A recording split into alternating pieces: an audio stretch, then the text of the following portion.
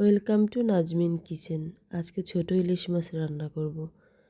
তো প্রথমে মাছগুলো ধুয়ে পরিষ্কার করে নিয়ে এখন লবণ হলুদ মাখিয়ে নিয়েছি। আমি এখানে 5টা ছোট সাইজের ইলিশ মাছ নিয়েছি।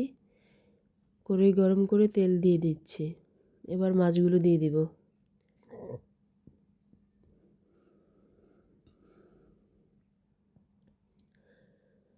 সবগুলো মাছই আমি এভাবে করে ভেজে নিব। তোমার ভাজা হয়ে গেছে মাছগুলো, এখন পেঁয়াজ বাটা দিয়ে দিব।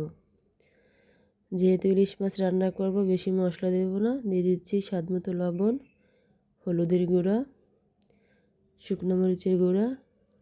ইলিশ মাছে যত মশলা দেবেন তত বেশি ভালো লাগবে। জিরার গুঁড়া। সুন্দর করে মশলাটাকে ভেজে নিব।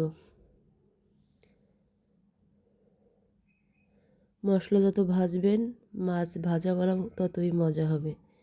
দিয়ে দিলাম ঝোলের পানি। মাছটা যেহেতু আমি সুন্দর করে ভেজে নিয়েছি এজন্য ঝোলের পানি কম দিলাম। পানিতে বলক চলে আসছে, এখন মাছগুলো দিয়ে দিচ্ছি।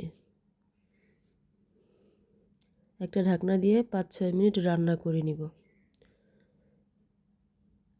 এই তো রান্না করা হয়ে গেছে, এখন একটা বাটিতে নামিয়ে নিব। দেখেন কতটা লোভনীয় কালার হয়েছে, মাশাআল্লাহ।